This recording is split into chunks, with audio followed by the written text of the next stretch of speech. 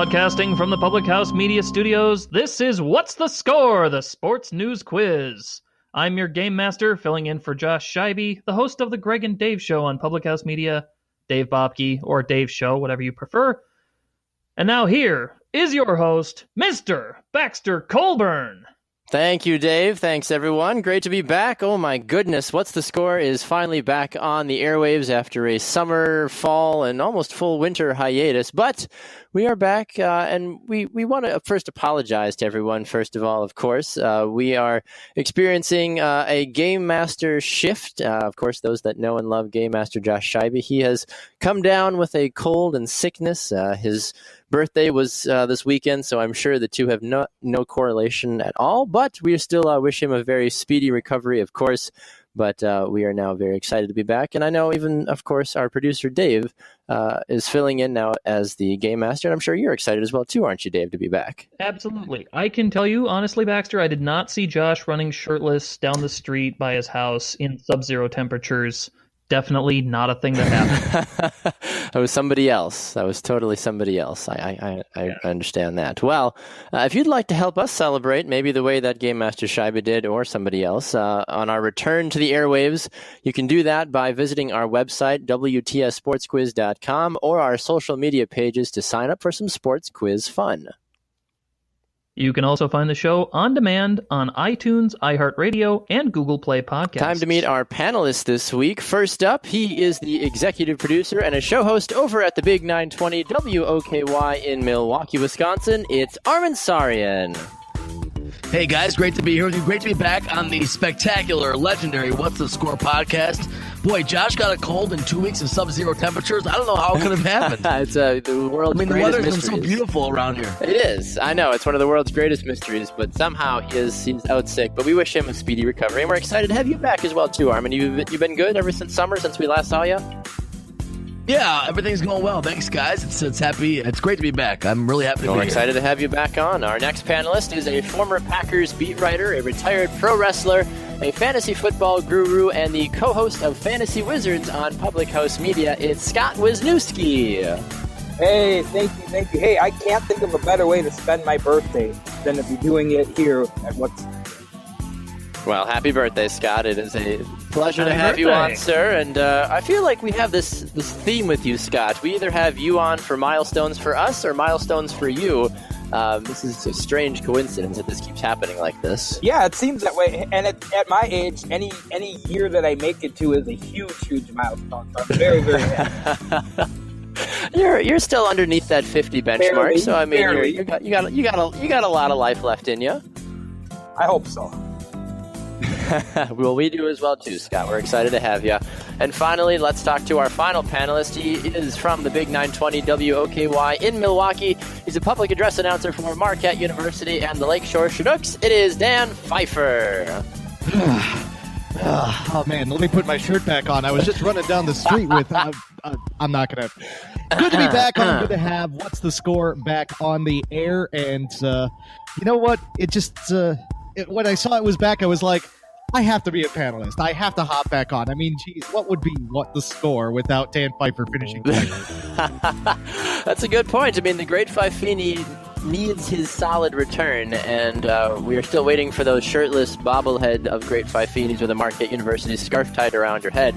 But I'm hoping those bobbleheads arrive in the mail at some point. But Dan, we're excited to have you back on the show. I'm guessing you're the only one waiting for those, but okay. You wouldn't. Don't lie. You'd put one up somewhere in your office. Maybe. Well, welcome. I'm the one that knows when to look like shirtless. Well, welcome to the show panel. We are thrilled to have you all back for the first broadcast in quite some time. But it does make sense, though, that since we have been off the air, it's waves that now that we are back on, having you three on with us was a natural fit. So we're excited to have you all back on, and thanks for taking time to be on the show as well. Thank you. Sure thing. It's time to get this show on the road with our first contestant game. Joining us on the phone to play Quotable Context is Keith Haney. Welcome to the show, Keith.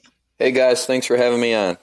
Welcome, Keith. Great to have you on the program, sir. You're going to be playing our first game called Quotable Context, where Game Master Bobke will be reading you 5 quotes from this past week's news, and you must identify the context of each quote. Do that at least 3 out of 5 times, and you'll win a What's the Score prize. If you do get stuck on a question, though, you can ask one of our 3 great panelists for a hint, but only one time, so make sure to choose wisely. Are you ready to play, sir? Let's do it. Okie doke, here's your first quote. All of my boys are good. 2 of them together, awesome. 3 of them together, unbeatable. That was LeVar Ball this week talking about his plans to eventually have all 3 of his sons play for what team? For what team? Gotta be the Los Angeles Lakers. Yes, that is correct. Nicely done. Nicely done. So the plan from what we've heard is that by 2020, it will be the 3 ball boys and LeBron James on the Lakers. Oh, I'm sure that's going to happen. I'm going to tell you. What are the odds on that?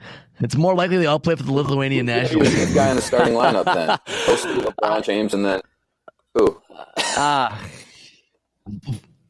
I think he'll suit up, yeah. I'm sure LeVar will find a way on the court at some point. I feel like maybe be Vlade. Did you see that he got a jersey from the player announcement from his 2 sons? The team gave him a jersey as well too. Of course.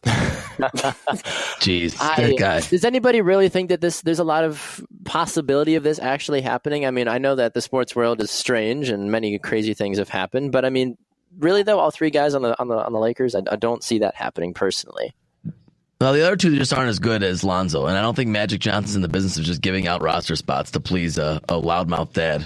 But that's just me. I don't know. It's going to put people in the stands. I think they'll always entertain the thought, right? I suppose. I think LeVar Ball's real career is in fight promoting. He's either like a Don King or Vince McMahon down the road. He's going to be doing something in the promotional world when his kids' basketball careers are over. So why not? Why not? Right? It couldn't be any more. Probably the 47th president of the United States, LeVar Ball. Yes, you heard it here first. Good point. Oh my gosh. All right, Keith, here is your next quote. Humble yourself. That was Georgia linebacker Davin Bellamy shouting at what Oklahoma player after the Bulldogs' victory over the Sooners this last week? That is... Oh my God! I forgot his name for a second. Baker Mayfield after Oklahoma lost to Georgia. That was a great game, by the way. That game was incredible. Yes, it was. Yes, congratulations. Baker Mayfield is the correct answer. Yeah, I watched highlights. I was watching part of the game. You see Baker Mayfield, catch that touchdown, which was remarkably well done, honestly.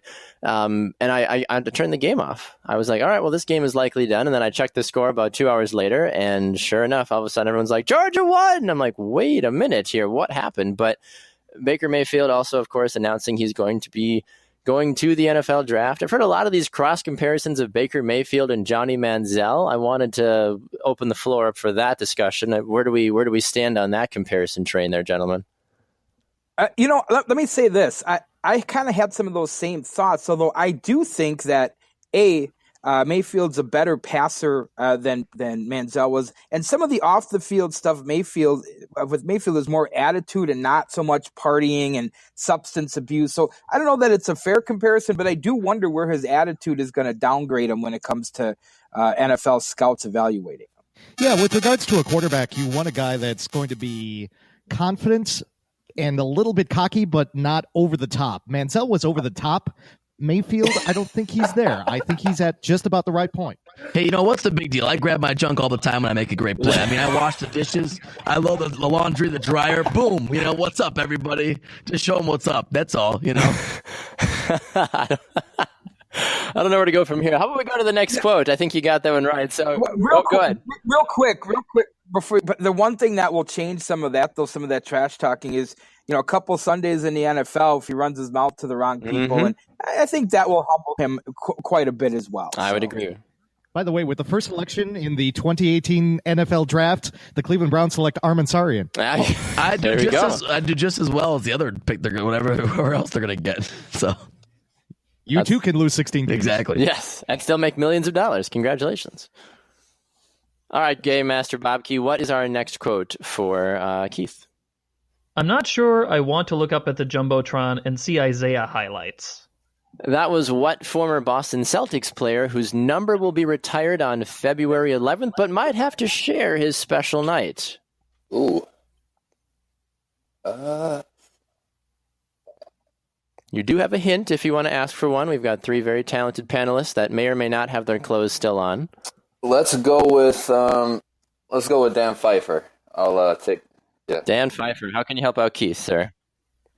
Longtime NBA player whose first name and last name start with the same initial, and I'll even give you the initial. It's P. Ooh. Oh. Yep. I got it after the second time. Paul Pierce. There you go. That is correct. Nicely done. Paul Pierce, yes, a man that has been spending a lot of time for, I believe it's TNT, right? That he's been doing a lot of commentating on with Kevin Garnett on the show that he's got, and saying that he does not want to share the spotlight. He said he's totally respects Isaiah Thomas as a player after he was traded from Boston to Cleveland, but he said, this is going to be my night. I don't want to have a tribute video running to Isaiah Thomas. Oh, and by the way, Paul Pierce is here to get my jersey retired. So I would agree. I'm all in the Paul Pierce camp on this one. Where do you guys stand? I don't know why Paul Pierce would have to be worried about it. I mean, I get it, but he's Paul Pierce. Like he understands what he's meant to the Celtics. Who cares if a guy that is currently playing gets a little highlight video? Everybody knows that you're there for Paul Pierce night number 34, right? I understand. You're right. But in the same way you just said, he understands what he means to their legacy. Yeah. So to me, that means he knows he deserves a night. I just think they could do Isaiah a different night and do him, or have him a different night. It's a respectful thing. I could understand him getting a little miffed about it. I mean, if you're telling me it's Armin Saryan night and you're going to show Dan Pfeiffer highlights, well, hey, come on, man. No, I'm not mad about it. Don't get me wrong, Dan. I mean, see, you'd have to find some Dan Pfeiffer highlights. I'm not sure there are any out there. Oh, they've got to be out there, buddy. Lowlights, maybe. Yeah, and especially in this day and age, I could probably find something on YouTube right now. Here's the thing, though. I agree, Armin. I mean, there's 41 home games. You'd think they could space this out a little bit better. I mean, maybe one night they just have to bump the tumblers, the guys who do the really cool slam dunks at halftime, so they could honor Paul Pierce that night. There's plenty of room on their calendar, I think, exactly, to have a separate night. Yeah, I didn't see anything important about like February 11th meaning anything to Paul Pierce. It's not like it's the anniversary of, X amount of points he's scored or a championship. So February 11th, like you guys were saying, seems a little random to me. Yeah, maybe they could do it a different night if he's really that up in arms about it. But at the same time, the question is, should he be that up in arms? And I don't think so. Right. All right, Game Master Bobke, here is the next quote from you, sir, for Keith. We feel we are more than justified to claim our first national championship, and we think it will be the first of many. That was Danny White. He is the athletic director of which school that finished their college football season undefeated? UCF. That is correct. Nicely done. Yes, UCF this week saying they're going to have a parade, a banner. They're going to go all out because they're the only undefeated team in college football. Their logic, they beat Auburn, who beat Alabama and beat Georgia, and both of them were playing for the national championship. So therefore, they won the national championship. So congratulations. So by that logic, the world should just fall in on itself because of the way college football exactly. works. It makes complete and utter nonsense, but sure.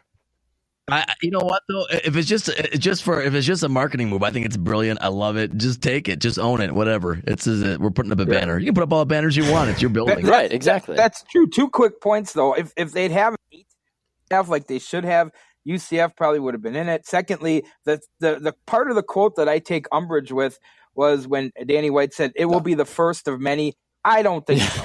No. So, hey, you got to make them believe, that's right? True. That's true. See, it's more of a recruiting pitch for next year, farther down. There's like, we won a national championship. Like, oh, okay, all right, good for you. And who'd you beat in the national championship? Makes a lot of sense to me. And yeah, they just lost Scott Frost. It's like Alabama saying we're going to be exactly the same team that we were the second they lose Nick Saban. Right, exactly. All right, Keith, here is your 5th and final quote from Game Master Bobke. This summer will be huge. I've got a lot to think about.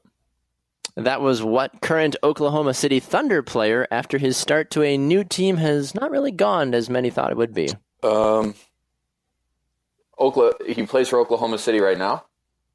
He does, yes. He signed with the team in the offseason. Paul George? All right. That is correct, yes. Nicely done.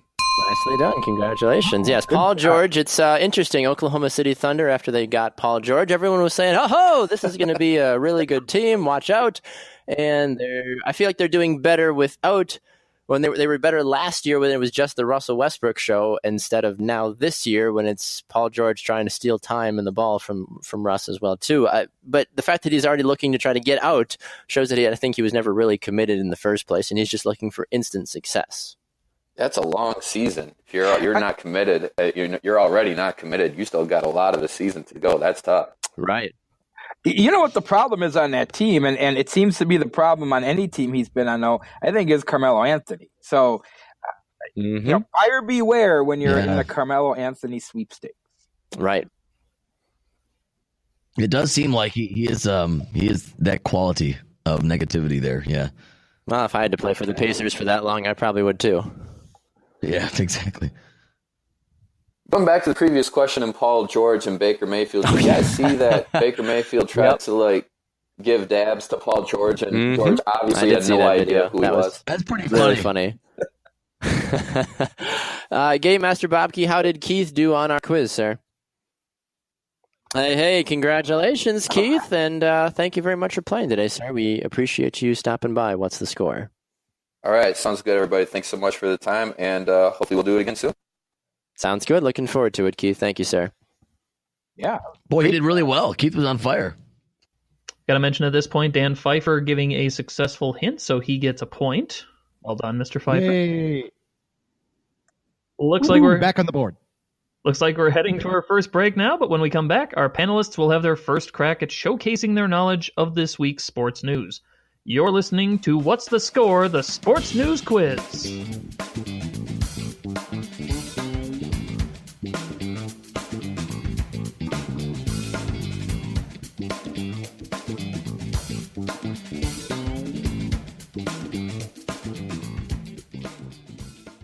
Hello all, I'm Josh Scheibe, your Game Master here at What's the Score? The Sports News Quiz. Thanks for listening in. I may not know much about sports, but what I do know about are our social media pages. Check us out on Facebook at What's the Score, or Twitter and Instagram at WTS Sports Quiz. Thanks very much for listening.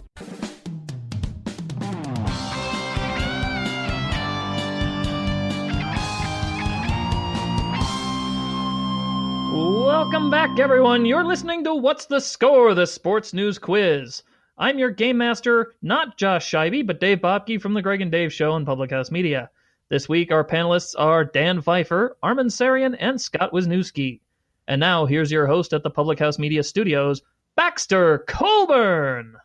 Thank you, Game Master Bobke. Thanks, everyone. Great to be back here on What's the Score? Time now for our panelists to showcase their knowledge about this past week's sports news. Armin, we will start with you. After a great bowl season for the Big Ten Conference, as they finished 7-1, supported by wins in the Orange Bowl and the Fiesta Bowl, one team, there's always that one guy, ruined the perfect record after they lost to South Carolina. Who was that team? That would be Jim Harbaugh's own Michigan Wolverines. Yes, that is correct. Nicely done. Congratulations on that. Yeah, so 8-0, everybody has been saying the Big Ten is underrated because they won all these great games. Michigan blew a 16-point lead in the second half of the Outback Bowl, and I feel that the rumor mill has been definitely circling a little bit harder now that there's NFL coaching vacancies as well, too, and Harbaugh's name has been tossed around just a little bit, but what do we make of all this Michigan lack of success over, I would say, the last couple of years? It's not really turned out the way the Wolverine fans thought it was going to when they signed Harbaugh. Yeah, it's tough. It's tough. They had that one season where they kind of contended, and I don't know. I mean, it's never easy to be judged on that standard alone. But Jim Harbaugh has a couple good years and usually goes somewhere else. That's his MO. There was so much hype around Harbaugh that I think it was going to be difficult for him to live up to that hype unless he won a national championship at Michigan. And you know what? You've got Ohio State in the way, even in your own conference there. So, yeah, Harbaugh to the NFL, you know what? Yeah, he did have 1 year with the Niners where he took them to the Super Bowl. But other than that, you know what? Some teams going to buy into the hype and some teams going to pay the price. And I think that his voice, like, he comes in with some fire and some passion, and there'll be dividends paid, and the team will turn around, and then that voice kind of starts to ring hollow. He's one of those guys, and I think that's what's happening again. That's a good point, but we used to not judge college coaches on like 3 years. I mean, like, we used to judge them on how many years did Bo Schembechler or Woody Hayes, you know what I mean? So I don't know. If we got 20 years there, maybe he'd win a couple national titles, but you just can't come in and win one. I don't know. I think he'd have to get a couple full classes in and see how things go, but that's not the world we live in now. Come on, we need our championships now. The next question is for Dan. He had supposedly lost the locker room and then lost his job, but he unlost his job, so does that mean he unlost the locker room? Well, whatever happened, there's an NFL head coach who is retaining his job despite 15 years of relative futility with his team and a lot of irate fans. Who is that coach? Well, he's a coach that's going to be lucky when as many of his players as possible do not get arrested again. It's Marvin Lewis of the Cincinnati Bengals. It's correct. Yes, that is correct. Nicely done. The Cincinnati Bengals became more relevant by not winning a playoff game because they helped the Buffalo Bills get in the playoffs. And Marvin Lewis, surprisingly, everyone thought he was on the chopping block. I thought there was reports coming out saying Lewis will be done after the year, and then they give him a new 2-year contract extension. I don't know if that was Buffalo that gave him the extension or if that was the actual Bengals organization. We have yet to see the name that signed that check, but still, I don't think he deserves that. But at the same time, how do you fix a problem like Maria or the Bengals, honestly, at this point? Yeah, absolutely. Those 3-year honeymoons are over. I mean, just completely over in pro sports. Well, what makes the Bengals question so vexing is they're not bad in the sense like Browns bad or, other teams that have just lose a lot of games and miss the playoffs. He wins a lot of games enough to lose. So it's a very weird situation. You wouldn't call him awful in that sense because he doesn't lose a lot of games in the regular season. He wins more than he loses, but then he can't do anything once he gets to the playoffs. So, 125, 112, it's a decent record, but then he 0-7 in the postseason. So you eventually have to just start over, and that's the way it is. On a more positive note, guys, Nothing you did see sense. that how many people from Buffalo have been donating to Andy Dalton's foundation as a result of him winning that game and putting the Bills in the playoffs. Well, and Baxter, here's the thing. The opposite of what we were just talking about with Harbaugh, a team that's been very, very patient with their head coaches, the Cincinnati Bengals, for a guy who has never won a postseason game, and not because he can't coach, but because it seems like his team explodes or implodes usually right around playoff time, and they have these disasters in the postseason because they can't stay disciplined. Then 3 weeks ago, we're told he's done, and then he gets an extension. So I guess the Bengals are the opposite and not the norm in today's sports when it comes to giving long leashes to their coaches. All right, Scott, last question this round is going to you. So we don't normally talk about politics here on What's the Score, as many folks know, but we figure it's worth mentioning that the Alabama special election between Roy Moore and Doug Jones featured several sports figures receiving write-in votes, including Charles Barkley and the versatile Bo Jackson. However, which college coach got the most votes among all sports figures? Oh, boy, I'm going to go out on a limb and say Nick Saban. Yes, that is correct. Nick Saban received 421 votes. Senate Majority Leader Mitch McConnell was pushing voters towards U.S. Attorney General Jeff Sessions, and according to ESPN, Saban beat him 421 to 415, but Saban likes, I think, college football a little bit more than politics, so he's going to stay on the college football side of things. Had a whole year to study. Although you could make the argument that to be a good CEO, like they call these college coaches now at these big programs, you have to play a lot of the same games you'd have to play in politics. So who knows? Maybe one of our next big politicians will be a big name college coach someday. That is a very good. I like the way that you think on that one. Yeah, because if you need to have that proven background of success, that's one way to definitely do it. Yes. Hey, that's a good round. We all got it right? Yes, it is. Everyone got a correct answer on that one. Nicely done, everybody. Everybody's in mid-season form already. Well, we're going to head to a break now, but when we come back, we will be remembering the pistol. We'll show you what we mean in a few minutes when we come back on What's the Score, the Sports News Quiz.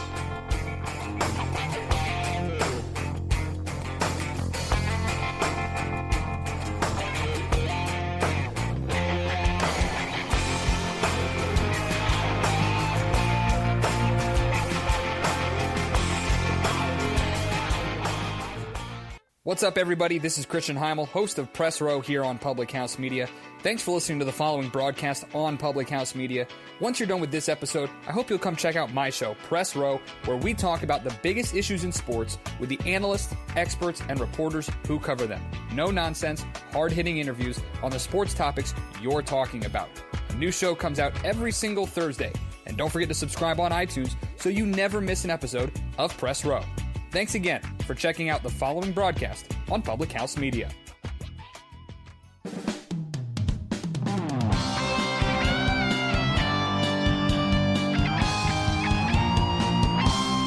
Hello all, and welcome back to the Public House Media Studios in Milwaukee, Wisconsin. This is What's the Score, the sports news quiz. I'm Dave Bobke, not Josh Scheibe. I'm not quite as tall as he is, but nonetheless, I am the Game Master today. We have a fantastic panel here featuring Armin Sarian, Scott Wisniewski, and Dan Pfeiffer, and they'll have an opportunity to show their prowess in just a little bit. Before that, though, here's the host of What's the Score, Baxter Colburn.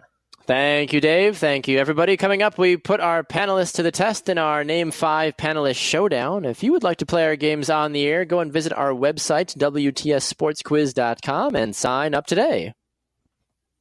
Playing our next game is Christian Heimel. Welcome to the show, Christian. Thanks for having me, guys. Appreciate it. Well, we're excited to have you on the show, Christian. This week, the sports world remembered the life of Pistol Pete Maravich, who died at the very young age of 40 back in 1988. In this game, we will ask you 5 questions about Maravich and his storied career. Answer at least 3 questions correctly, and you'll win a What's the Score prize. If you get stuck, you can ask our panelists for help, but only on one question. Are you ready to play? Let's hope so, yeah. Okay, Pistol Pete, here's your first one. Pistol Pete is best known for holding which of the following NCAA basketball records? Is it A, the most rebounds in a game with 32, B, the all-time leading scorer with 3,667 points, or the most free throws consecutively made with 59? I'm going to go, let's see here. I should know this because I'm a Celtics fan. This is terrible. I'm going to go consecutive free throws. That is incorrect. No, actually. It was he is the all-time leading scorer in NCAA basketball history with 3,667 points. So we weren't going to we will stop there because we don't want to keep talking and give away a possible answer to the next question. So Game Master Bob, the next question when you're ready, sir. A, North Carolina, B, Cal, or C, LSU?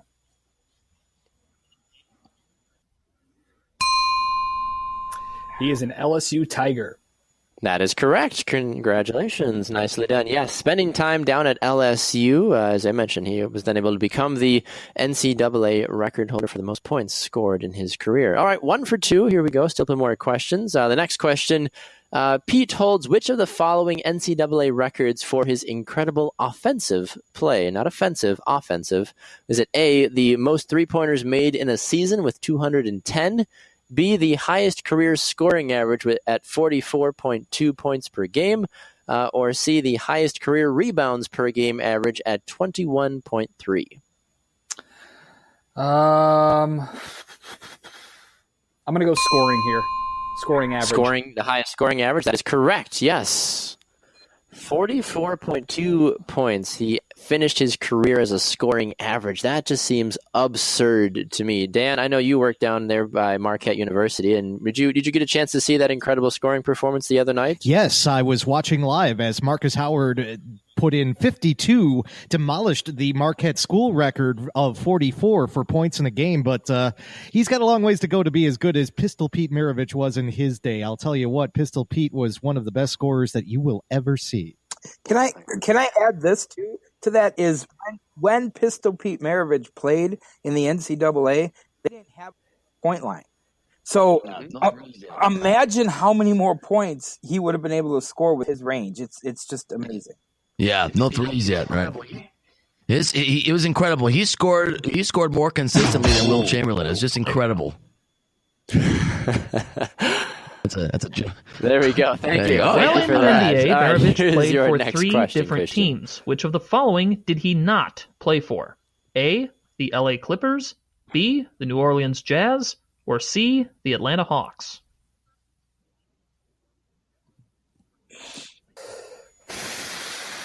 I'm gonna get the panel's help here on this one because I don't know. I only know him as a Celtic. Okay.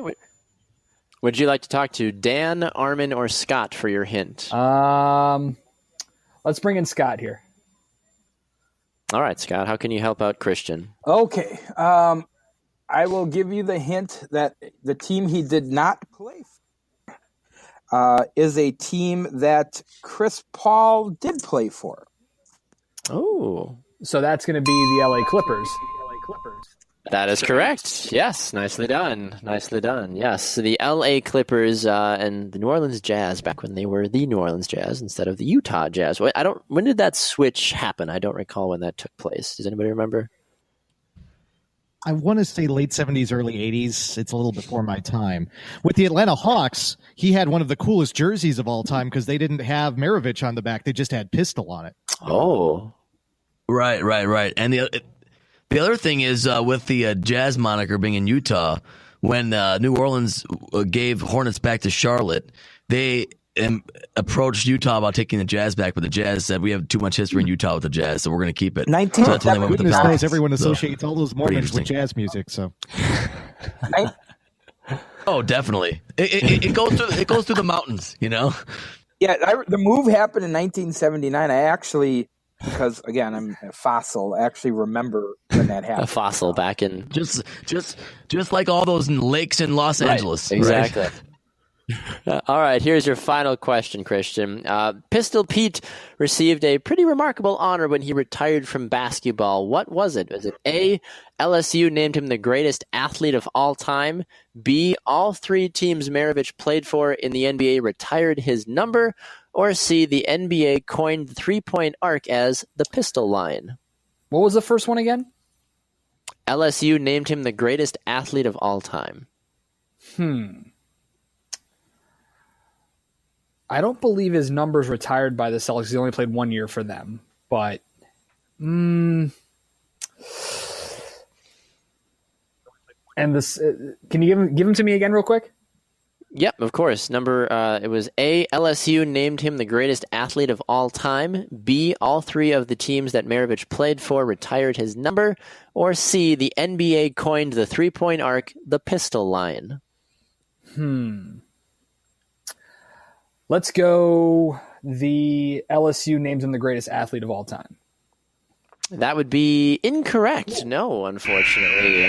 All three teams that Maravich played for in the NBA retired his respective number for the team.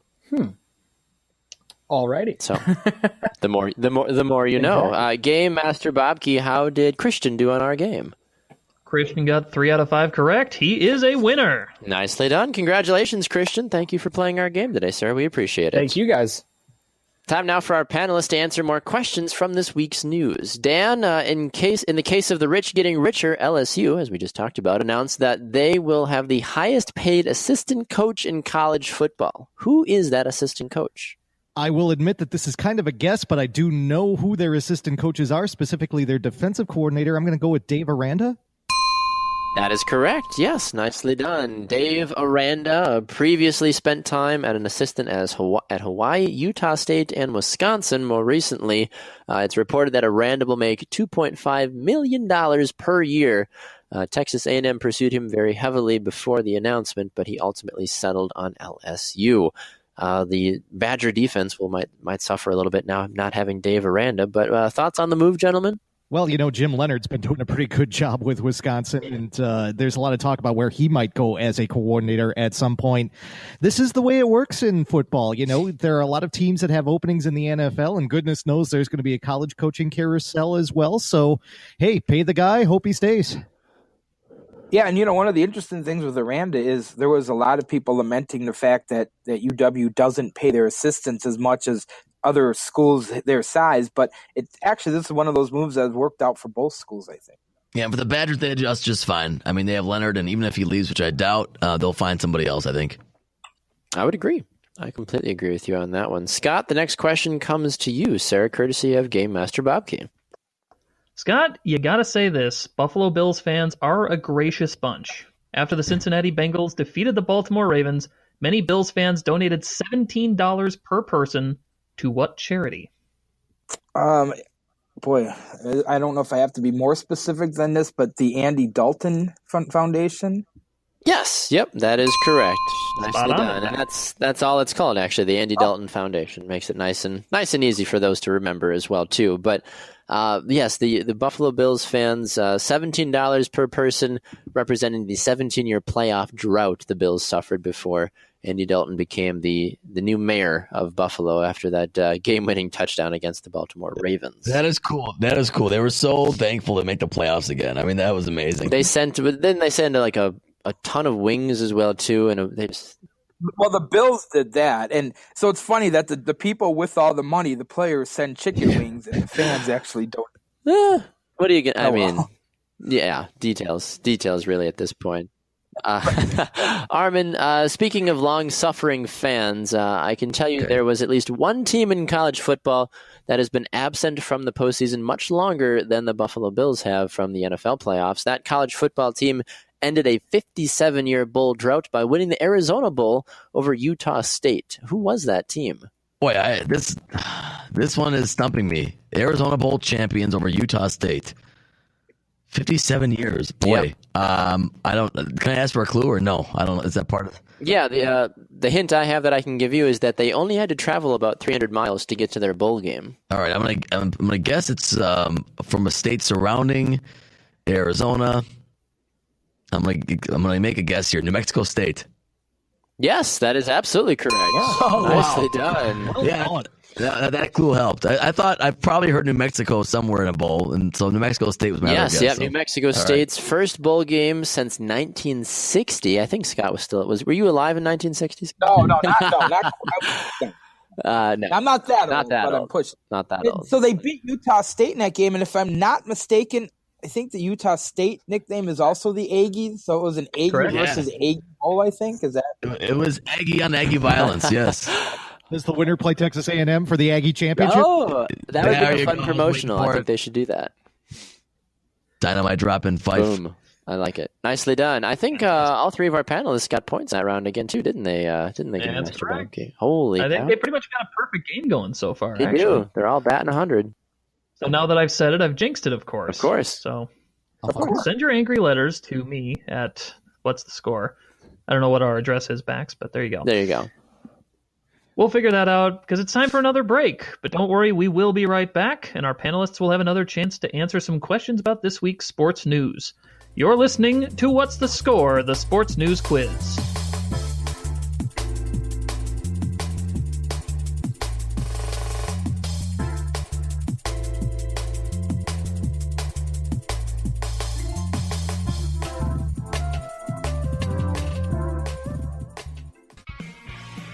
So you're sitting at home probably right now thinking, hey, you know what? What's the Score? Sounds like a really fun show. I'm really enjoying my time listening. But you know what you're not doing? You're not signing up to be a contestant, and we want you to do that. Go to our website, WTSSportsQuiz.com, and click on the contact form, or fill out the contestant form on the front page of the website, or go visit us on Facebook, What's the Score, the Sports News Quiz, or on Twitter, at WTS Sports Quiz, and click on one of the social media posts that have Be a Contestant. You could win a great prize. You get to talk to Game Master Scheibe. You get to talk to me. You just get to have sports news quiz fun at the highest level. It seems like a pretty obvious thing, so why are you still listening? Go do that right now. Go be a contestant on What's the Score. We need you. But seriously though, thank you. I appreciate it.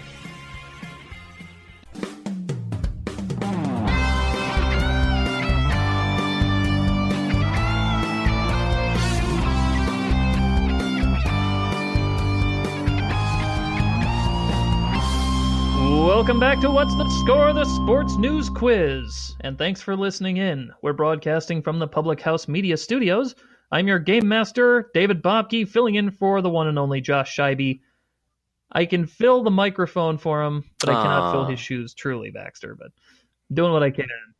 We're playing this week, of course, with Scott Wisniewski, Dan Pfeiffer, and Armin Sarian. And here, once again, is your host of What's the Score, Baxter Colburn. Thank you, Dave. As we continue on with our show, we want to remind all of you that you can find our fabulous show on Spreaker, iTunes, Stitcher, and on iHeartRadio. Just download your favorite app and give us a listen. It's time for our last slate of questions for our panelists this week. Scott, Running backs and quarterbacks take care of their linemen when they block for them by buying them elaborate gifts. Jacksonville running back Leonard Fournette bought his linemen what? Ooh, boy, Leonard Fournette. Watches? Yes, that is correct. Nicely done. Rolex watches. I've heard of linemen receiving big screen TVs. I think Aaron Rodgers did that for the Packers linemen a couple of years ago. Vacations and just in generally obscene amounts of cash as well. But has anybody ever really received this nice of a gift or even something semi-comparable from a coworker or a boss or anything at all? I know I never have. No, I never have. Wow. Yeah, no. I've never gotten anything that nice. I got a gift card once for Applebee's. That hit the spot, though. Let me tell you. I believe that. I did have a group of friends once that pooled together their funds and got me a set of golf clubs. Really? But that was like That's 10 pretty people nice. getting together and putting their money together to get me something. So, And they were- I don't know. Was it the plastic ones from the Dollar Tree or which one was it? Yeah, it had the big giant ball that's like 4 inches in diameter. I was able to play with all the kids in the neighborhood, yeah. I still wouldn't be able to hit that one. So the thing with Fournette, though, I don't remember. I know it was watches, but I remember last year or the year before, Le'Veon Bell bought his linemen Rolexes. I don't know if Fournette bought Rolexes. Hopefully he went all out and did. But He did, yes. Okay. He bought Rolex watches also. There you go. He Good. didn't want He's to got something skimp, to play. you know. All right. Exactly. Wouldn't you want like an Apple Watch nowadays instead of a Rolex? I mean, That's true. Just my preference. You can't answer your phone on your Rolex. Like, that's, Right. you know, so, like, low class at this point. It's all about Come the on. imagery, guys. It's all about what's your status symbol giving off, right? Come on. True. Bling bling. I suppose so. All right, Armin, question for you. Ray Lewis and Randy Moss were picked as finalists this week for what notable enshrinement? Pro Football Hall of Fame is my guess. Yes, and you would be correct on that as well. Other notable finalists included Brian Urlacher, Brian Dawkins, Alan Faneca, Terrell Owens, John Lynch, and many others. Who of those nominated, though, do you panelists think will ultimately get in and be one of the few selected this year? I don't think who gets in is as big of a question as who is not going to get in. And I think Terrell Owens might still get the snub, as to, or so to speak, just because of the way he was and his approach to the media. That's going to be as interesting as anything. Yeah, I think Ray Lewis is one of the guys who's going to get in. I actually think you're right about Owens. And I think Randy Moss has a chance to get in, even though they're usually tougher on receivers. But one of the things Randy Moss has done over the last few years is kind of rebuild whatever image problems he's had. I think he's really, really exceptional on ESPN. He's really good. And I think that's going to certainly help him. I think he'll get in as well. The biggest omission in Hall of Fame history, guys, is Jerry Kramer. For the I was just about to say. I need him to get in. That's what we need. We need Jerry Kramer to be in the Hall of Fame.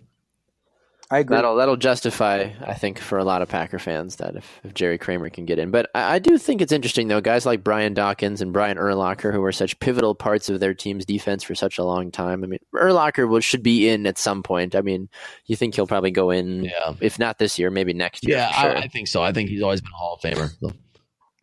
Dawkins is a more interesting case, but it's hard to argue against any one of these, the 15 finalists that were, I mean, they all had great careers. There's not one of them where you look at and go, Martin. Maybe you could say that about Isaac Bruce, maybe out of all of them. But otherwise, it's hard to make an argument against any one of them, really.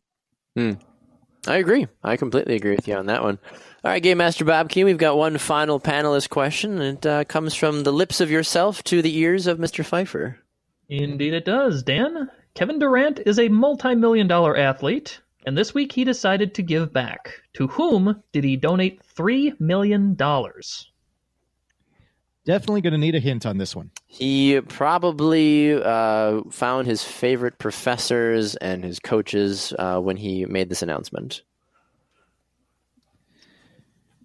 That's going to be a question of where Kevin Durant went to school, and this is going to be. I'm drawing a blank on this right now, and it's kind of embarrassing. I'm going to take a guess and say Texas. Yeah, that's correct. Wow. Oh, yes. Holy cow. Man, wow. I was waiting for Google to load, and then right at that moment, it was like, Texas. How about Texas? Oh, what?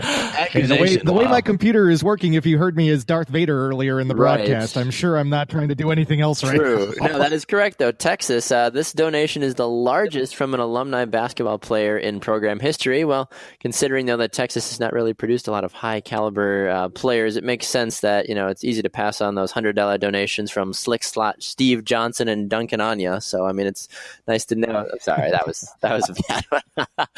But no, $3 million back to the Longhorns program. And if I'm not mistaken, Kevin Durant was a one-and-doner as well, too, was he not? He was, yes. He was a one-and-doner. Yeah. So, quite the impact to say $3 million. Sure, Texas, go right ahead. But Texas hasn't been good at basketball. It's a program that has its own television network. They don't need any more money. What's I have hope that as a Marquette alum, Dwayne Wade will do something like that one day. We'll see.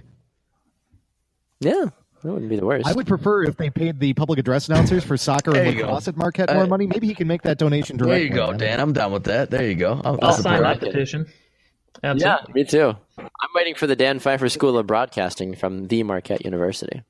Oh, yes. I don't know if I have the money to get that named after me. We'll see about that. Maybe that can be what the donation goes for. There you go. You and Dwayne can have a conversation. How about the Dan Pfeiffer School of Video Golf? I'd be up for that.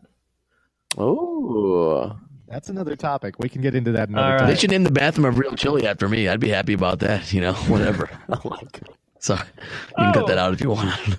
I believe that makes you a glutton for punishment, sir. Oh, gee, look at that. It's time for me to break up the fun once again. But when we come back, the moment we've all been waiting for will finally be here. Stick around and listen to our panelists duke it out on the Name 5 Panelist Showdown coming up right after the break. You're listening to What's the Score, the Sports News Quiz.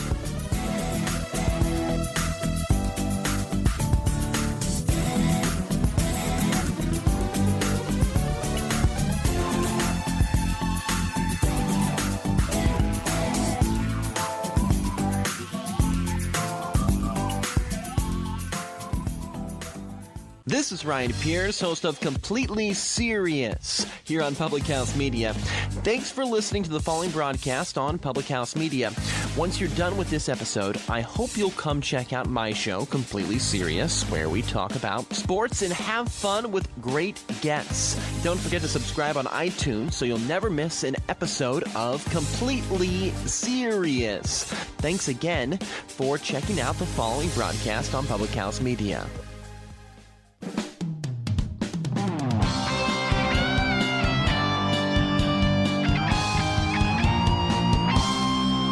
Hello and welcome back. Thanks for listening to What's the Score, the Sports News Quiz. I'm your Game Master, David Bobke, a.k.a. DJ Not Josh Scheibe. Our panelists have been warming up for their final showdown, and while they get ready, here's your host at the Public House Media Studios, Baxter Colburn. Thank you, Game Master Bobke. Thank you, everyone. We've had a fantastic show today, and I want to commend you, Game Master Fill-In Bobke. You've done an exceptional job today, sir, so thank you for your time. I feel like royalty every time you call me that, so thank you very much. Doing my best as always, but we're also finding out why you don't give me a live mic during the show, I think. Also true. Also very true. With that being said, Game Master Bobke, what time is it, sir? Well, my good sir, it is time for the Name 5 Panelist Showdown. Our panelists will be given 4 topics in which they will have 10 seconds to name 5 people, teams, places, or things related to the sports world. Each panelist will have the same category. However, they cannot repeat answers. 1 point is awarded for each correct answer. Game Master Bobke, can you give us the scores, please? I can indeed. We have a perfect score going for everybody right here. Oh, Dan and goodness. Scott with 4 points for all their correct answers, and each of them giving a panelist hint successfully. Okay. And Armin is in last right now, but only with 3 points. Okay. Well, Armin, right. you will be going first in our category. We'll start off nice and easy. It's a NFL playoff-themed Name 5 edition this week. So just for you all aware, you can get in the right mental state. No badminton teams from New Zealand this week. So for your first round, you have 10 seconds, Armin, to name 5 Super Bowl winning teams. 10 seconds and begin. Packers, Bears, Redskins, Cowboys, Broncos, Jets. There we go. Nope, that was 5. That was 5. Sorry, You got 5 before the Jets. Five, yeah.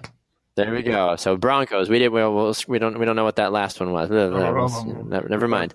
Anyway, Dan, you will go next, sir. 10 seconds on the clock. You cannot repeat answers. We're looking for 5 Super Bowl winning teams, and go. We'll go Giants, Jets, Dolphins, Seahawks, and Cowboys. Ooh, Cowboys are said. Saints. There you go. Yes, just made it. Nicely done. Nicely done. 5 for Dan as well. All right, Scott, still a fair amount of teams for you to choose from. 10 seconds to name 5 Super Bowl winning teams, and begin. Steelers, Saints, Panthers, Patriots, Rams. Saints were said. Okay. Oh boy. I need one more here. Time is up. 4, though, for Scott in that round. I don't believe anybody said the Baltimore Ravens, if I'm not mistaken. That's a good one. That's how Joe Flacco was able to become an elite quarterback. And I think Colts as well we missed. So Colts was another one as well, too, in there. Yep. So, but otherwise, all very good teams selected. All right, round number 2. We will start with you, Mr. Pfeiffer. Teams that did not make the 2017 NFL playoffs. 10 seconds, and go. Packers, Lions, Seahawks, Cowboys, and Browns. There you go. He got 5. Nicely done. Well done. Well done. 5 total there. Scott, all right. Over to you now, sir. We're going to be naming teams that did not make the 2017 NFL playoffs. Answers cannot be repeated, as you know. 10 seconds on the clock, and begin. Bengals, Chargers, Raiders, Jets, Buccaneers, Cardinals. That's 5. Okay. Oh, that was 5. That was 5. Nicely done. Nicely done. 5 once again from Scott. Our panelist game master are definitely in prime form right now. Both going 5 for 5 so far. All right, Armin. Last. It's like we didn't take a break. I know. It's like this never even was a problem. All right, Armin. 10 seconds to you. Teams that didn't make the playoffs in 2017, and begin. Bears, Cardinals, Dolphins, Giants, and the 49ers. Did I there we go. Yeah. No repeats. Those are okay. all 5. All right. No repeats on those. Nicely done. Well done. So another clean slate across the board for our panelists. Scott, you're going to be doing round number 3 for us. You're going to be naming players from NFC playoff teams in 2017. Players from NFC playoff teams in 2017. 10 seconds, and go. Jared Goff, Todd Gurley, Case Keenum, Matt Ryan, Jones. There we go. That was 5. That was 5. Julio Jones was that last one, I believe. We cut you off after Jones, but yes. 5 for Scott on that one. Over to Armin for this next one. All right, Armin, 10 seconds, and begin. Let's go Adam Thielen, Stephon Diggs, Latavius Murray, Mark Ingram, and Alvin Kamara.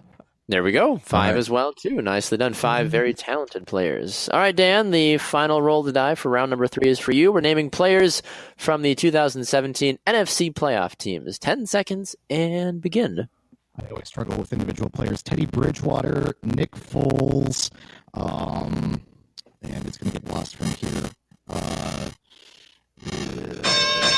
Time is up. He got 2 on that one. Nick Foles and Teddy Bridgewater, for those that didn't fully understand what Dan said. Carson Wentz could have also been said as well, too, among many other notable players from NFC teams. All right, as we head into the final round, Game Master Bob Key, what are the scores, sir? Current scores, we have in third place Dan Pfeiffer with 16, and a tie for first between Armin and Scott with 18. Oh, interesting. So we may have a tiebreaker coming up, depending on how we do here. So, Dan, you will be going first since you are in the last position. You'll be naming 5 players from AFC playoff teams in 2017. 10 seconds, and begin. Again, the individual players thing. And you know what? I'm so rumbly that I have a feeling I might just end up taking last place today. So you know what? I'm going to let the 2 guys compete it out. And fair enough. All right. We will go to Scott first then.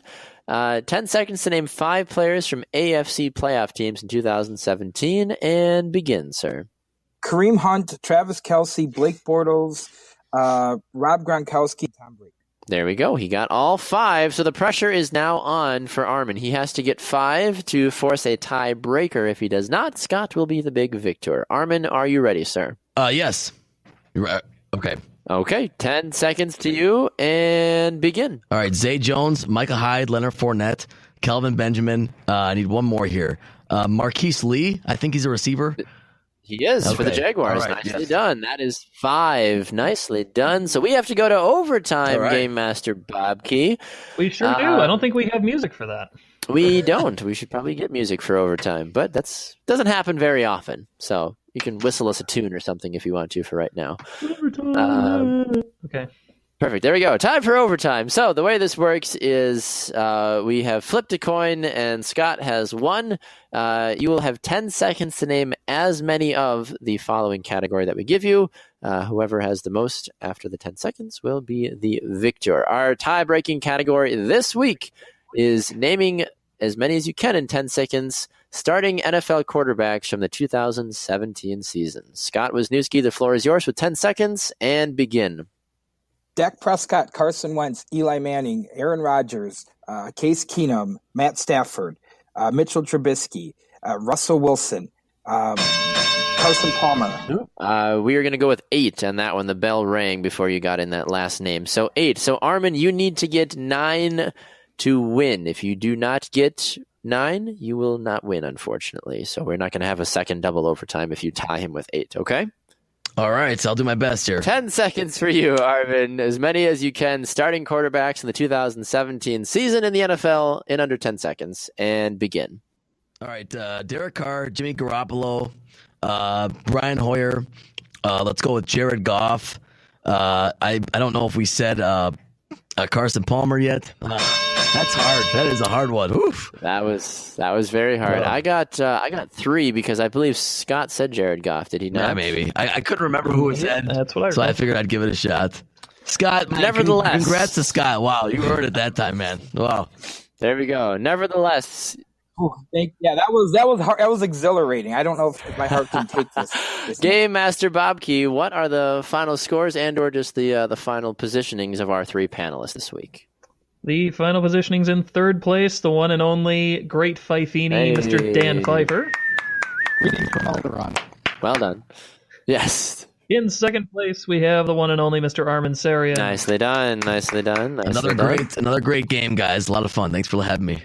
Great to have you. And of course, our big winner today, the one and only fantasy wizard himself, Scott Wisniewski. Nicely done. Congratulations, Scott, on the big victory today, sir. The floor is yours for a moment. How did it feel to be back on the show and in general, just to be using the sport knowledge once again? Well, it feels like home to be back here. And honestly, it's always fun to be on a panel with Dan Pfeiffer. This was my first time with Armin, and it's amazing. So you guys really made this a lot of fun, and I can't wait to do it again. A lot of fun, Scott. Thanks again, buddy. Good. Thanks again to you, Brexter, too, as well, for having me on. What's the Score has been a production of Public House Media, and a very special thanks to all of our contestants this week, Keith Haney and Christian Heimel, for joining us at the Public House Media studios and on the What's the Score airwave. Our panelists this week have been Armin Sarian, Scott Wisniewski, and Dan Pfeiffer. A special thanks to Sarah Poppy, Adriana Hooper, and the Public House Media staff for providing all the marketing and social media promotion for What's the Score. Our show writers were David Bobke, hey, that's me, Caleb Pearson, and Noel Alberto. Our theme was composed by Danny Hoppenstein. Our show producer was also our game master, David Bobke, and the executive producer and director of What's the Score is Liz Colburn. I've been your game master, Dave Bobke. Josh, come back quick. And I've been your host, Baxter Colburn. Thanks for listening. We'll see you next time on What's the Score.